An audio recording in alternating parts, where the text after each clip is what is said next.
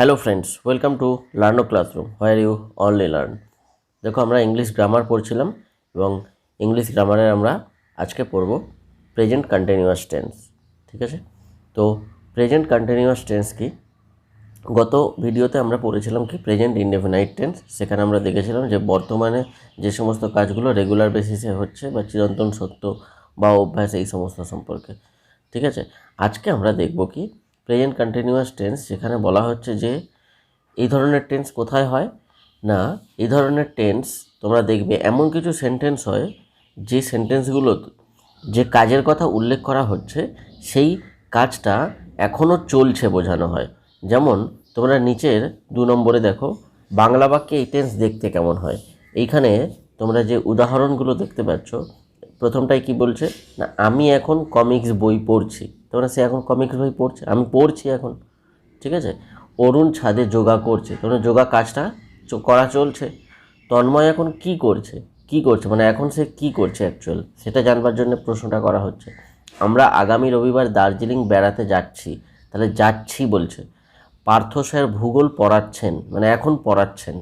তাহলে এই ক্ষেত্রে দেখো, কোনো কোনো ক্ষেত্রে কি হয়, বর্তমানে কোনো কাজ চলছে এমন বোঝানো হচ্ছে। আবার একটা সেন্টেন্স আমরা দেখলাম, আগামী রবিবার আমরা দার্জিলিং বেড়াতে যাচ্ছি। এখানে কি হচ্ছে, নিকটবর্তী একটা ভবিষ্যৎ, যে আগামী রবিবার, সামনের রবিবারেই আমরা যাচ্ছি। ঠিক আছে, তো নিকটবর্তী একটা ভবিষ্যৎ, যে ভবিষ্যৎটা কি একেবারে ফিক্সড, একেবারে তাদের টিকিট ফিকিট কাটা সম্পূর্ণ হয়ে গেছে, সমস্ত প্ল্যান প্রোগ্রাম কমপ্লিট, তারা এই রবিবারেই বেরিয়ে যাচ্ছে দার্জিলিংয়ের জন্য। ঠিক আছে, তাহলে সুতরাং এটা একটা fixed future, near fixed future.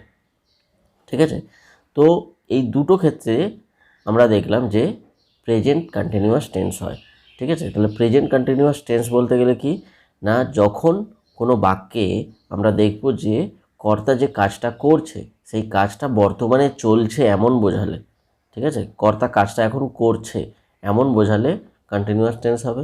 অথবা নিয়ার ফিক্সড ফিউচার যদি কোনো বাক্যে আমরা দেখি এই ধরনের, তখন সেক্ষেত্রে কী হবে, প্রেজেন্ট কন্টিনিউয়াস টেন্স।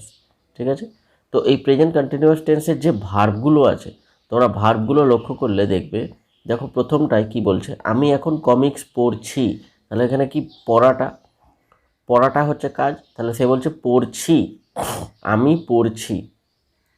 তাহলে পড়া কাজের সঙ্গে শেষে কি যুক্ত আছে, ছি, তাই তো। পরেরটায় যদি সাধু ভাষায় আমরা লিঙ্ক, তাহলে কি হবে, পড়িতেছি, পড়িতেছি, পড়ি, পড়ার সঙ্গে ইতেছি যোগ করে পড়িতেছি, তাই না।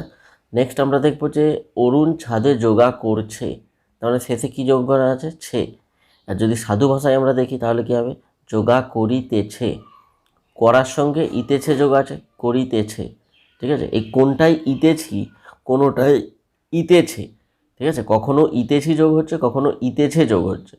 আবার তুমি বললে, যদি বলে যে তুমি এখনও রান্না করছো, সাধু ভাষায় বললে করিতেছো, তুমি করিতেছো, ইতেছো যোগ আছে। ঠিক আছে, করার সঙ্গে ইতেছো যোগ করে করিতেছো। তাহলে এই সমস্ত ইতেছে, ইতেছি, ইতছো, এই জিনিসগুলো যুক্ত হচ্ছে, এবং কখনো ইতেছি হচ্ছে, কখনো ইতেছো হচ্ছে, কখনো ইতেছে হচ্ছে। তাহলে এই জিনিসগুলো কেন হচ্ছে সেটা আমরা পড়েছিলাম পুরুষের পার্সন পড়তে গিয়ে, যে বিভিন্ন রকম সাবজেক্ট যদি বিভিন্ন পার্সন হয়, প্রথম পুরুষ হয়, সেকেন্ড পুরুষ হয়, মানে দ্বিতীয় পুরুষ বা উত্তম পুরুষ, এই ধরনের আলাদা আলাদা পুরুষ হলে সেক্ষেত্রে কী হয়, ভার্বের রূপগুলোও বদলে যায়। মেন ভার্বটা তো সেম থাকছে এখানে পড়া, কিন্তু পড়ার সঙ্গে সঙ্গে কখনো পড়িতেছি হচ্ছে, কখনো পড়িতেছো হচ্ছে, কখনো পড়িতেছেন হচ্ছে। তো এই জিনিসগুলো কী হচ্ছে, পার্সন ক্ষেত্রে ভ্যারি করে, পার্সন আলাদা হলে এগুলোও আলাদা হয়ে যায়। ঠিক আছে, ভার্বের রূপগুলো। তো আমরা এখানে দেখতে পেলাম যে মেন যে ভার্বটা আছে সেই ভার্বের সঙ্গে কি যুক্ত আছে, ইতেছি, ইতেছো, এই সমস্ত কিছু যুক্ত আছে। ঠিক আছে, পরে দেখো, যেখানে ফিক্সড ফিউচারের কথা বলছে, যে আমরা আগামী রবিবার দার্জিলিং বেড়াতে যাচ্ছি, মানে যাইতেছি। ঠিক আছে, এখানেও যাচ্ছি, ছি যুক্ত আছে শেষে, প্রচলিত বাংলায় নিলে। আর সাধু বাংলায় বললে যাইতেছি, ইতেছি যোগ আছে। ঠিক আছে, তাহলে যদি প্রচলিত বাংলায় হয়, ছি, ছে, ছো, এই সমস্ত কিছু যুক্ত থাকবে। আর যদি সাধু বাংলায় হয় তাহলে ইতেছি, ইতেছো, ইতেছো, এই সমস্ত কিছু যুক্ত থাকবে। যেমন বলছে তারা গিটার বাজাচ্ছে, বাজাচ্ছে, শেষে ছে যুক্ত আছে। সাধু ভাষায় বললে বাজাইতেছে, ইতেছে যোগ আছে। ঠিক আছে, তাহলে এই সমস্ত জিনিসগুলো আমরা দেখলে বুঝবো যে এটা কন্টিনিউয়াস টেন্স। ঠিক আছে, এখন যদি কন্টিনিউয়াস টেন্স হয় কোনো সেন্টেন্স আমরা বুঝে যাই, তাহলে আমরা কি করব, সেটাকে কন্টিনিউয়াস টেন্সের মতো লিখতে হবে। আগে কন্টিনিউয়াস টেন্সের মতো লিখতে গেলে তার গঠনটা কেমন হয় সেটা জানতে হবে। আমরা প্রেজেন্ট ইনডিফিনিটের ক্ষেত্রে জেনেছিলাম তার গঠন কেমন, না এসভিও ছিল, subject verb object, subject verb object condition এটা ছিল যে সাবজেক্ট যদি থার্ড পারসন সিঙ্গুলার হয় তাহলে ভার্বের সঙ্গে এস যোগ হতো, এস বা ইএস যোগ হতো। ঠিক আছে, আর তো কিছু প্রবলেম ছিল না, বাকি তো সিম্পল ছিল। এক্ষেত্রেও কি বলছে না, সেন্টেন্সের রূপটা দেখো কেমন। প্রথমে কি বলছে, সাবজেক্ট, কর্তা তো প্রথমে হবেই, প্লাস এম ইজ আর অর্থাৎ হেল্পিং ভার্ব, এগুলো সাহায্যকারী ক্রিয়া। আমরা ভার্ব চ্যাপ্টার পড়তে গিয়ে আমরা পড়েছিলাম অক্সিলারি ভার্ব। ঠিক আছে, তো এগুলো হচ্ছে অক্সিলারি ভার্ব, সাহায্যকারী ক্রিয়া। ঠিক আছে, তাহলে এম ইজ আর হবে সাবজেক্টের পরে, তারপর ভার্ব মেন যে মূল ক্রিয়াপদ, যে কর্তা যে কাজটা করছে সেইটা লিখবো, তার সঙ্গে আইএনজি যোগ করব। ঠিক আছে, কর্তা যদি পড়ে তাহলে রিড করছে, রিডের সঙ্গে আইএনজি যোগ করব রিডিং। ঠিক আছে, কর্তা যদি ঘুমোয় তাহলে স্লিপ লিখবো, স্লিপের সঙ্গে আইএনজি যোগ করব স্লিপিং। ঠিক আছে, কর্তা যদি রান্না করে তাহলে কুক লিখবো, তার সঙ্গে আইএনজি যোগ করে কুকিং। ঠিক আছে, এইভাবে। আর তার সঙ্গে যদি কোনো অবজেক্ট থাকে সেই অবজেক্টটা লিখবো, যদি অবজেক্ট না থাকে তো অবজেক্ট লিখবো না। ঠিক আছে, তাহলে আমরা দেখলাম যে কিভাবে লিখতে হবে কন্টিনিউয়াস টেন্সকে। প্রথমে সাবজেক্ট, তারপরে অ্যামিজার, যেটা কোনো একটা বসবে। ডিফারেন্ট ডিফারেন্ট পুরুষের ক্ষেত্রে বিভিন্ন সাবজেক্ট যে কোন পুরুষের, ফার্স্ট পার্সন কি সেকেন্ড পার্সন কি থার্ড পার্সন সেটা আমাদের আগে দেখতে হবে, সেই অনুযায়ী অ্যামিজার বসবে, তিনটে একসঙ্গেই কিন্তু বসবে না। ঠিক আছে, তার সঙ্গে ভার্বের সঙ্গে আইএনজি যোগ করব, তারপরে অবজেক্ট লিখব। তো নিচে একটা স্টার দিয়ে সতর্কবার্তা কী দিচ্ছে না, মনে রাখতে হবে। কি মনে রাখতে বলছে, বলছে subject first person singular number যদি হয়, ফার্স্ট পার্সন সিঙ্গুলার নাম্বার মানে কে, আই, আমি, আমি ছাড়া ফার্স্ট পার্সন সিঙ্গুলার নাম্বার নেই তো। ঠিক আছে, কারণ আমি আমরা এটাই তো ফার্স্ট পার্সন। তো আমি আমরা বা আমাদেরকে, আই উই আস, এগুলোই হচ্ছে first person. Second person you your, you হচ্ছে তুমি বা তোমরা, ইউ মানে তুমি আবার ইউ মানে তোমরা, দুটোই হয়, সিঙ্গুলার প্লুরাল দুটোই হয়। অথবা ইওর, ইওর হচ্ছে সেটাও কি সেকেন্ড পার্সন। আর থার্ড পার্সন মানে যে কোনো নাম বা সে বা তারা বললে, ওরা। ঠিক আছে, এগুলো হচ্ছে সব থার্ড পার্সন। তো যদি সাবজেক্ট ফার্স্ট পার্সন হয় তাহলে কি হবে, এম বসবে। ফার্স্ট পার্সন সিঙ্গুলার নাম্বার যদি হয় তাহলে এম বসবে। আর যদি সেকেন্ড পার্সন এবং এনি প্লুরাল নাম্বার হয়, সেকেন্ড পার্সন এবং এনি প্লুরাল নাম্বার, সে কোন পার্সনের সেটা দেখতে হবে না, সেকেন্ড পার্সন হলেই হবে। অর্থাৎ সেকেন্ড পার্সন যদি ফার্স্ট সিঙ্গুলার নাম্বার হয়, প্লুরাল নাম্বার হয়, যাই হোক, সেকেন্ড পার্সন মানেই তো ইউ, ইউ ছাড়া তো নেই। আর প্লুরাল নাম্বার যে কোনো পুরুষের প্লুরাল নাম্বার, অর্থাৎ সেটা first person second person third person যে পার্সনই হোক না কেন, পার্সন দ্যাটস নট ম্যাটার, শুধুমাত্র আমরা দেখব সাবজেক্টটা প্লুরাল কিনা। যদি ফার্স্ট পার্সন হয়, যদি লেখা থাকে উই, তাহলে সেটা প্লুরাল আছে, তাহলে ফার্স্ট পার্সন কি সেকেন্ড পার্সন আমাদের দেখার দরকার নেই, আমরা দেখব যে সাবজেক্টটা প্লুরাল, তাহলে ওর পরে কী বসবে, আর বসবে। যদি আমরা দেখব ইউ, ইউ হচ্ছে সেকেন্ড পার্সন, সেকেন্ড পার্সন হলে তো আর বসবেই। থার্ড পার্সন যদি যেমন হি, হি যদি হয় তাহলে ওর পরে কি আর বসবে, বসবে না, কারণ হিটা হচ্ছে সিঙ্গুলার নাম্বার নয়, এই প্লুরাল নাম্বার নয়, সিঙ্গুলার নাম্বার। তো আমাদের তো সিঙ্গুলার নাম্বার হতে হবে, এই প্লুরাল নাম্বার হতে হবে, তবেই আর বসবে। তাহলে হি যেহেতু সিঙ্গুলার নাম্বার তাহলে হির পরে আর বসবে না। হি আমরা যদি লিখি দে, তাহলে দে, দেখো দে মানে তারা, অনেকজনকে বোঝাচ্ছে, তাহলে তারা বললে প্লুরাল হয়ে যাবে, তাহলে তারপরে কি বসবে, আর বসবে। ঠিক আছে, আর থার্ড পার্সন সিঙ্গুলার নাম্বার যদি হয় তাহলেই ইজ বসবে, অর্থাৎ হি বা সি, এই ক্ষেত্রে ইজ বসবে। বোঝা গেল? তাহলে যদি সাবজেক্ট ফার্স্ট পার্সন হয়, সাবজেক্ট যদি ফার্স্ট পার্সন হয় আই সিঙ্গুলার নাম্বার তাহলে এম বসবে।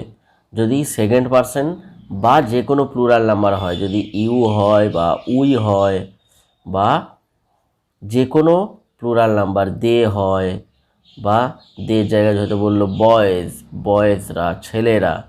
ঠিক আছে, ভিলেজার্স অর্থাৎ যারা ভিলেজে থাকে, গ্রামবাসীরা। দেখো অনেকজন বাসিন্দাকে বলছে, তখন এরপরে আর বসবে। কোন ক্ষেত্রে? যদি কন্টিনিউয়াস টেন্স হয় তবেই বসবে, এমন নয় যে সবসময় আর বসে যাবে। কন্টিনিউয়াস টেন্স হলে তবেই বসবে। আর যদি থার্ড পারসন সিঙ্গুলার নাম্বার হয় তাহলে সাবজেক্টের পরে আমরা অক্সিলারি ভার্ব বা হেল্পিং ভার্ব হিসেবে কাকে ইউজ করব? ইজকে ইউজ করব। বোঝা গেল? তাহলে আমরা দেখলাম যে প্রেজেন্ট কন্টিনিউয়াস টেন্স হলে ভার্বের সঙ্গে এই সাবজেক্টের পরে এমইজ আর যে কোনো একটা হেল্পিং ভার্ব বসাতে হবে, তার সঙ্গে ভার্বের সঙ্গে আইএনজি যোগ করতে হবে, তারপরে অবজেক্ট বসাতে হবে। যেমন আমরা উদাহরণ হিসেবে নিতে পারি যে বললাম যে আমি ড্রয়িং করছি, তাহলে আমি আমি আমি কি ফার্স্ট পারসন সিঙ্গুলার নাম্বার, এর সঙ্গে কি বসবে? অ্যাম বসবে, আই অ্যাম। এবারে আঁকা ইংরেজি কি? ড্র, আই অ্যাম, তাহলে ড্র মানে আঁকা। কিন্তু যদি কন্টিনিউয়াস টেন্সে বোঝাতে হয় তাহলে এর সঙ্গে কী হবে? আই অ্যাম ড্রয়িং, আমি আঁকি। এখন কি আঁকি? যদি সিনারি আঁকি তো সিনারি লিখবো, যদি মানুষ আঁকি তো মানুষ লিখবো, যদি কোনো ছবি আঁকি তো ছবি লিখবো। ঠিক আছে? I am drawing a picture, একটা ছবি আঁকছি আমি একটা। ঠিক আছে? কিন্তু যদি এটা আমরা ইনডিফিনাইট টেন্সে আবার লিখতে যাই তখন কি হবে? যে আমি আঁকি, আই সাবজেক্টের পরে, তারপরে মেন ভার্ব আই ড্র। কারণ ইনডিফিনাইট টেন্সে কি কোনো রকম হেল্পিং ভার্বের দরকার নেই, কোনো রকম হেল্পিং ভার্বের দরকার নেই। কিন্তু কন্টিনিউয়াস টেন্সে হেল্পিং ভার্ব লাগবে। ঠিক আছে? আর ইনডিফিনাইট টেন্সে কী হয়? সাবজেক্টের পরেই মূল ভার্ব বসে, ভার্বের সঙ্গে কোনো কিছু যোগ করার দরকার নেই।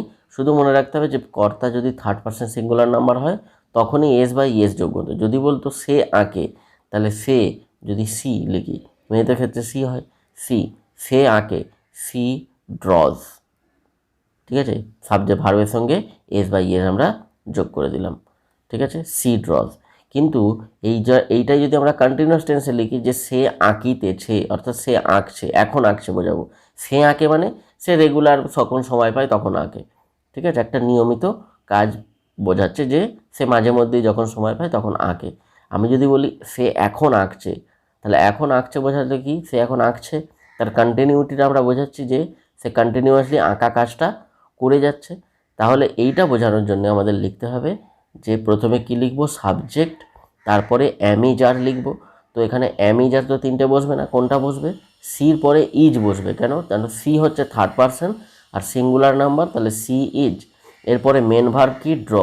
ড্র লিখলাম।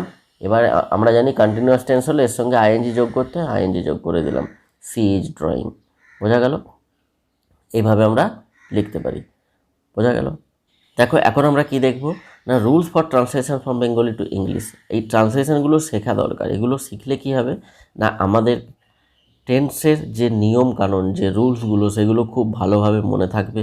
দ্বিতীয়ত আমরা সহজেই কোনো বাক্যকে দেখে বুঝতে পারবো যে এটা কোন টেন্সের, এবং সেই টেন্সটাকে আমরা সহজে কনভার্ট করতে পারবো। সেটা বাংলা থেকে ইংলিশ হতে পারে, ইংলিশ থেকে বাংলাও হতে পারে। যদি কোনো ইংলিশ সেন্টেন্স লেখা থাকে আমরা সেটা বাংলা করতে পারবো, আমার নিজেদের মাতৃভাষায় সেটা বুঝতে পারবো, তাহলে সুবিধা হবে। মাতৃভাষায় বুঝতে সুবিধা হয় সব সময়ের জন্যই। তো এখানে কি বলছে, আমরা তো এই রুলসগুলো আগের বারেও দেখেছি যে কোনো সেন্টেন্সকে ট্রান্সলেশন করতে গেলে সে বাংলা থেকে ইংলিশ হোক বা ইংলিশ থেকে বাংলা হোক, যাই হোক না কেন, আমাদের তিনটে জিনিসকে আইডেন্টিফাই করতেই হবে। প্রথমে আমাদের আইডেন্টিফাই করতে হবে ভার্ব, কারণ ভার্ব থেকেই আমরা বুঝবো যে সেন্টেন্সটা কোন টেন্সের, কোন সময়ের। ঠিক আছে? যদি বলি যে সে ছবি আঁকে, তাহলে আঁকে মানে রেগুলার বেসিসে আঁকার কথা বলছে, সময় পেলেই আঁকে, যখন সময় পায় তখন আঁকে। ঠিক আছে? তাহলে এটা তার দৈনন্দিন কাজের মতো। ঠিক আছে? তাহলে এটা হচ্ছে তার নিয়মিত কাজের কথা বোঝাচ্ছে, তাহলে এটা হবে প্রেজেন্ট ইনডিফিনাইট টেন্স। কিন্তু যদি বলে সে এখন আঁকছে, সে ছবি আঁকছে, তাহলে আঁকছে মানে এখন আঁকছে, এখন কাজটা চলছে, এটা বোঝানোর জন্য। তাহলে কোন টেন্স হবে? প্রেজেন্ট কন্টিনিউয়াস টেন্স, যেটা আমরা আজকে পড়ছি। তাহলে প্রেজেন্ট কন্টিনিউয়াস টেন্স মানেই সবসময় কোনো কাজ এখন চলছে বোঝাতে হবে। ঠিক আছে? তাহলে তাই জন্যে ইছে, আছে, এই ধরনের ইছে, ইছো, এই ধরনের ওয়ার্ডগুলো যুক্ত থাকে ভার্বের সঙ্গে, মূল ভার্বের সঙ্গে। ঠিক আছে? আর প্রেজেন্ট ইনডিফিনাইট টেন্সের ক্ষেত্রে আমরা দেখেছিলাম এই এই সমস্ত কিছু যুক্ত থাকবে, যেমন আঁকে শেষে এ যুক্ত আছে, আঁকার সঙ্গে এ যুক্ত আছে, আর আঁকছে এর সঙ্গে ছে যুক্ত আছে। ঠিক আছে? তাহলে তোমরা ভালোভাবে দেখলেই বুঝতে পারবে যে কোনটা কোন টেন্স, আইডেন্টিফাই করাটা খুবই ইজি। আচ্ছা, তো আমরা মেন ভার্ব যখন বুঝে যাব, তখন আমরা বুঝে যাব কোন টেন্স। মেন ভার্ব চিনে ফেললেই আমরা চিনতে পারবো কোন টেন্সে আছে। যখনই টেন্স চিনে নেব, তারপর আমরা খুঁজবো যে এই বাক্যের মধ্যে কর্তা কে আছে, কে কাজটা করছে, সেটা দেখলেই আমরা চিনতে পারবো সাবজেক্টকে। আর তারপরে বাকিটা যেটা থাকবে সেটাই অবজেক্ট। ঠিক আছে, তাহলে প্রথম সেন্টেন্স এখানে এক্সাম্পল হিসাবে নিয়েছে, দেখো আমি এখন কমিক্স বই পড়ছি। তো আমি এখন কমিক্স বই পড়ছি বলছে, তো আমাদের আগে কাজ কি না, ভার্বটাকে আইডেন্টিফাই করা। ভার্ব মানে ক্রিয়া, তাহলে কি কাজ করছে না পড়ছে, তা বলছে পড়ছি, এখন পড়ছি, তার মানে সে এখন পড়া কাজটা করছে, চলছে কাজটা। ঠিক আছে, তাহলে এটা কন্টিনিউয়াস টেন্স। আচ্ছা, কে পড়ছে, আমি পড়ছি, তাহলে আমি হয়ে গেল সাবজেক্ট। ঠিক আছে, কি পড়ছে, কমিক্স বই পড়ছে, এটা হয়ে গেল অবজেক্ট।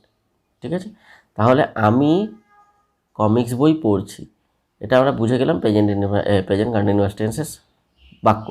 এখন এটাকে ট্রান্সলেট কীভাবে করব? ট্রান্সলেট করবার জন্য আমরা কি দেখেছিলাম, তার গঠন কেমন দেখেছিলাম না, প্রথমে লিখতে হবে সাবজেক্ট, তাহলে সাবজেক্টকে আমি, আমি ইংরাজি কি আই, আমি সাবজেক্ট। তারপরে কি ছিল, এম ইজ আর লিখতে হবে, তা আই এর পরে কি হয়, এম হয়, ইজ আর একসঙ্গে তো হবে না, তাহলে আই অ্যাম হলো আমি। এবারে কি লিখতে হবে, ভার্ব, ভার্বের মূল ভার্বের সঙ্গে আইএনজি যোগ, তাহলে পড়া পড়ছে মূল ভার্ব, পড়া ইংরাজি কি রিড, আর ই এডি রিড, এর সঙ্গে কি করব আইএনজি যোগ করব, রিডিং। ওকে, হয়ে গেল আই এম রিডিং, কন্টিনিউয়াস টেন্সের স্ট্রাকচার হয়ে গেল। এবার এর সঙ্গে অবজেক্ট যা থাকবে সেগুলো যোগ করব। অবজেক্ট কি না, কি বই পড়ছে, কমিক্স বই, তাহলে I am reading comics book, comics book. ঠিক আছে, নাও এখন, এখন বলেছে যেটা নাও লিখলাম, বোঝা গেল। তাহলে এইভাবে আমরা ইজিলি ট্রান্সলেট করতে পারি। ঠিক আছে, পরেরটা দেখো, তোমরা নিজেরাই চেষ্টা করবে নিজে নিজে। আমরা আগামী রবিবার দার্জিলিং বেড়াতে যাচ্ছি। তাহলে দেখো, আমরা আগামী রবিবার দার্জিলিং বেড়াতে যাচ্ছি, তার মানে কি আমরা এখনও যাইনি, কিন্তু যাবার প্ল্যানিং হয়ে গেছে, সব কিছু টিকিট ফিকিট কাটা হয়ে গেছে, কনফার্ম হয়ে গেছে যে আমরা আগামী রবিবার বেরিয়ে যাচ্ছি দার্জিলিংয়ের জন্য। তাহলে এই যে এটা কি ফিক্সড ফিউচার, তাহলে আগামী রবিবার যাচ্ছে এটা কনফার্ম হয়ে গেছে, তার মানে এটা কি ভবিষ্যৎ, কিন্তু ভবিষ্যৎটা নির্দিষ্ট ফিক্সড ফিউচার, এবং সেটা একেবারেই আসন্ন, সামনে রবিবারেই যাচ্ছে। ঠিক আছে, তাহলে যখন ফিক্সড ফিউচার হয়, নিয়ার ফিক্সড ফিউচার, সেক্ষেত্রেও কন্টিনিউয়াস টেন্সের ইউজ হতে আমরা দেখলাম। যে এখানে বলছি যাচ্ছি, দেখো শেষে ছি যুক্ত আছে, যাইতেছি, মানে এমনভাবে বলছে যেন কাজটা করা চলছে, আমি আগামী রবিবার বেড়াইতে যাচ্ছি। ঠিক আছে, বেড়াইতে যাইতেছি, ইতেছি। তো সুতরাং এক্ষেত্রে আমরা কী করবো, একই রকমভাবে প্রথমে মূল ভার্বকে ফাইন্ড আউট করার চেষ্টা করব। মূল ভার্ব মানে প্রধান ক্রিয়া, প্রধান ক্রিয়া কি এখানে কি বেড়াতে যাওয়া, তাহলে আমাদেরকে প্রথমে কি ফাইন্ড আউট করতে হবে, মূল ভার্ব। মূল ভার্ব কি এখানে, তাহলে এখানে কি বলছে, আগামী রবিবার ওরা দার্জিলিং বেড়াতে যাচ্ছে, তাহলে এই বেড়াতে যাওয়াটা হচ্ছে ভার্ব। ঠিক আছে, মূল ভার্ব আমরা পেয়ে গেলাম। যাচ্ছি, যাইতেছি, তাহলে এটা কি, এটা হলো প্রেজেন্ট ইনডিফিনিট টেন্স। কর্তাকে, কারা যাচ্ছে, আমরা যাচ্ছি। ঠিক আছে, আমরা যাচ্ছি, কোথায় যাচ্ছি, দার্জিলিং যাচ্ছি, মনে হচ্ছে কবে যাচ্ছি, এই সমস্ত কিছু হচ্ছে অবজেক্ট। ঠিক আছে, তাহলে আমরা হলো সাবজেক্ট, বেড়াতে যাওয়াটা হচ্ছে ভার্ব, আর বাকিগুলো অবজেক্ট। তাহলে এখন এটাকে আমরা যদি ট্রান্সলেশন করতে যাই তাহলে কীভাবে, তাহলে প্রথমে লিখব কর্তা, কর্তাকে আমরা, তাহলে উই, আমরা। উইয়ের পরে কী হবে, অ্যামিজার কিছু তো একটা লিখতে হবে, হেল্পিং ভার্ব, তাহলে আর।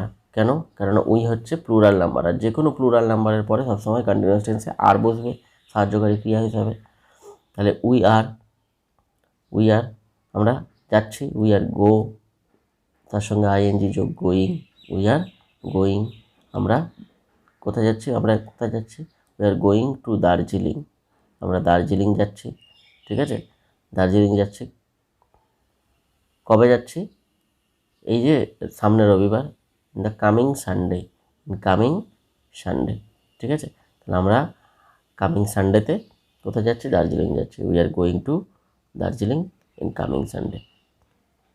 ওকে, নেক্সট আমরা কি দেখব, পার্থ স্যার ভূগোল পড়াচ্ছেন। তো পার্থ স্যার ভূগোল পড়াচ্ছেন, এখন পড়াচ্ছেন, পড়ানোর কাজটা চলছে সেটা বোঝানোর জন্য। তাহলে পার্থ স্যার কর্তা। ঠিক আছে, কর্তার পরে কি অ্যামিজার লিখতে হবে, তো পার্থ স্যার একজন, third person, Partha sir is পড়ানো ইংরাজি, টিচিং, টিচ থেকে টিচিং আইএনজি যোগ করা হলো, যেহেতু কন্টিনিউয়াস টেন্স, টিচের সঙ্গে আইএনজি যোগ করলো, টিচিং। কী পড়াচ্ছে? ভূগোল, এটা অবজেক্ট, বোঝা গেল? তাহলে এইভাবে আমরা ট্রান্সলেশনগুলো করতে পারি খুব ইজিলি। তারা গিটার বাজাচ্ছে, তাহলে এখানে কে গিটার বাজাচ্ছে? তারা, তাহলে তারা হলো সাবজেক্ট। কি করছে? বাজাচ্ছে, তাহলে তারা বাজাচ্ছে, এটা হলো ভার্ব। কি বাজাচ্ছে? গিটার বাজাচ্ছে, এটা হলো অবজেক্ট। তাহলে প্রথমে সাবজেক্ট লিখবো তারা, দে, তারপরে সাবজেক্টের সঙ্গে কন্টিনিউয়াস টেন্সে কী হয়? আমি যার লিখতে হয়, তাহলে এখানে প্লুরাল নাম্বার যেহেতু দে, সেই জন্য এর সঙ্গে আর বসলো, দে আর। বাজানো, প্লেয়িং, দে আর প্লেয়িং, প্লের সঙ্গে আইএনজি যোগ করা হয়েছে, ভার্বের সঙ্গে আইএনজি যোগ, দে আর প্লেয়িং। কী বাজাচ্ছে? Guitar, they are playing guitar. Okay, তাহলে এইভাবে আমরা ট্রান্সলেশনগুলো করলাম। কিভাবে ফাইন্ড আউট করব? তো আশা করি প্রেজেন্ট কন্টিনিউয়াস টেন্স সম্পর্কে বোঝা গেছে, প্রেজেন্ট কন্টিনিউয়াস সম্পর্কে আমাদের আইডিয়া হয়েছে। এখন আমরা প্রেজেন্ট কন্টিনিউয়াস টেন্স দেখলে আইডেন্টিফাই করতে পারবো, চিনতে পারবো, এবং ট্রান্সলেশন করতেও কোনো রকম অসুবিধে হবে না আশা করি। তো তোমরা চেষ্টা করবে এই সমস্ত টেন্সের ওপর যে সেন্টেন্সগুলো আমরা দিচ্ছি সেই সেন্টেন্সগুলোকে ভালো করে দেখার, ভালো করে চেনার, এবং তোমাদের কাছে যে গ্রামার বই আছে সেই গ্রামার বই থেকে তোমরা এই ট্রান্সলেশনগুলো করবার চেষ্টা করবে। ডেলি নিউজ পেপার থেকে চেষ্টা করো যে কোথায় কন্টিনিউয়াস টেন্স আছে সেটা খুঁজে বের করার, ঠিক আছে? এইভাবে বিভিন্ন খবরে দেখলে তোমরা বিভিন্ন ধরনের টেন্স খুঁজে পাবে। তো আজকের এ পর্যন্তই। লার্নো ক্লাসরুমের সঙ্গে জুড়ে থাকতে লার্নো ক্লাসরুম সাবস্ক্রাইব করতে ভুলবে না। থ্যাঙ্কস ফর ওয়াচিং, দেখা হচ্ছে নেক্সট ভিডিওতে।